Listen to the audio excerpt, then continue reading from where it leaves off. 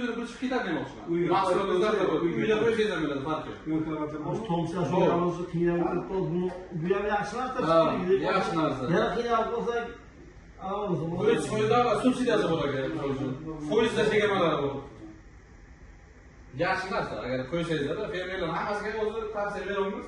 Nafsi uchun aslida. Tomchani qo'ygan, boshqani qo'ygan, hammasiga quduq bor. Quduq yo'q fermerlar o'zi yo'q o'zi.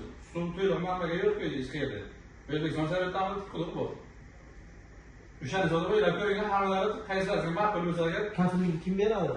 kafillik emas, nimada kafillik desa? Masalan, zavodimiz yo'q.